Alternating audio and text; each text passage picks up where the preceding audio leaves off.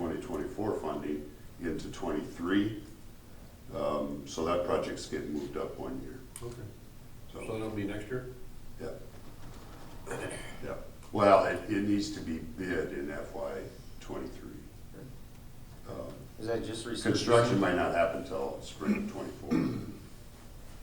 Brian? Is that just resurfacing? Yes. Yes, it's actually getting wider, so, That's what I was wondering, it's just kind of There's narrow. some yeah, widening. it's also getting wider. It's a PCC overlay also. So we'll use existing as a base. We'll have to create a new base where the widening happens, but then it gets concrete over the top. Yep. All right, got that. That was my list. Thank you, Jason. Jacob, anything financially that we need to be concerned about? Nope, I don't have anything Thank you.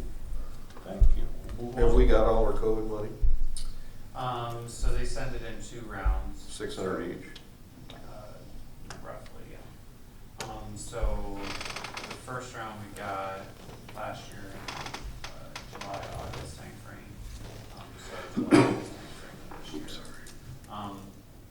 I guess I can speak to that a little bit. So our first round of reporting is due to the federal government at the end of April here.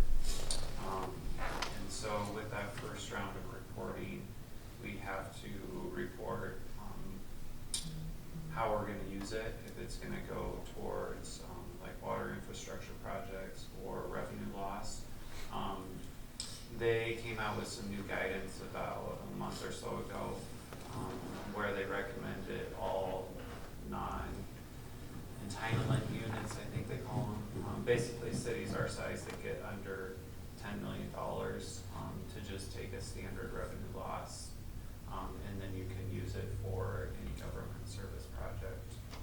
So I'm planning to just complete the report, as a standard revenue loss, take that election, and then, we can allocate the funds as projects come up. And we have not done that yet. But we haven't decided what we're gonna spend the money on yet. You may have heard the county has done some stuff up there that's specifically said. what they're gonna spend it on. Absolutely, yes. Actually, that was prompting, because actually Jolene asked me, she said, how much is the city? And I was close to right, I think. Yeah, I think But I it's said, about 1.5, so it's a little bit higher. I okay, think it was 750 that we got first. okay, okay. Yeah, so we haven't allocated the funds to anything yet. Nice tan, Jason. It's going, I'm a little disappointed because it's going away. It's going to, look at the forecast. Yeah, I'm fading, yeah. But That's proof of my ADD. You have plenty, what? Mark, anything? No, thank you. Clark? 2 things, maybe 3. Jason, if we go out and visit that bridge, which I'd like to do, maybe this guy doesn't have to come up, or maybe I'll have more questions. I'll forward on the, You know, I'm not trying to make his life miserable. I'll forward on that report also that he done that he put together after his initial inspection. Okay, I'll forward that on.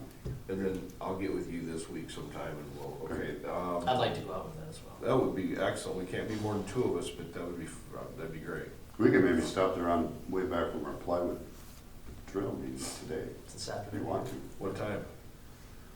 That meeting's at 3:30. I don't know how long it'll. Let me know and I'll meet you out there, because actually I have an appointment at 3 and then, that should work. I Should be think like 5-ish. If you have time, or if you're doing like that. That would be great. And then, just so I'm clear on this, ATVs, Greg, you can help out here too, maybe Kevin.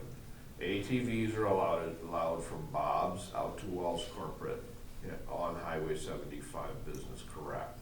Correct. So ATVs, I told a guy yesterday, and I said, I'm pretty sure. They need to be registered, and they need to follow the rules of the road and be insured, and driven by licensed drivers. So they need to be a licensed driver, okay, so a licensed driver, registered and insured. That's all good stuff. After asking that last time, I got pulled over on the way out to my plywood drill meeting last month. And a couple of Kevin's finest found out that that's not a law, so. Okay. They were really nice about it. But I like that it shows they'll still pull over a council member. Right. After you got out of the cuffs, they were nice. And then Jason, just, you touched on this, you mentioned spring cleanup, but Yeah. maybe, with Bev and Clem, they can help you out. So that is just free landfill, basically, correct? Up to 1,000. Yeah, up to 1,000 per property. Per property, right? Yeah, I wouldn't say it's free, you can't just take anything out there though. Still have to pay for the Your items. appliance. Yeah, the stuff that has a typical fee right, all the time, still has a fee. right, okay. And then, Twig and Branch hours, they have been extended, we got that on. Yeah, if I can say that, yeah, Wednesdays 1 to 6, Saturdays 9 to 4. Yep, so I really appreciate the help on that, because I think that went over well, so I appreciate that. I happened to run into John Runcie today, and he said that, so, I'm good. Good. Brian? I don't have anything. Mike? Thanks. I'm good to go as well. Two other items for your calendar down the road a ways. Ice Cream Days, June 16th through 18th. And the Plymouth County Fair, July 27th through the 31st. So put those on your calendar, start making big plans for those. Anything else by anyone? Motion to adjourn. Second.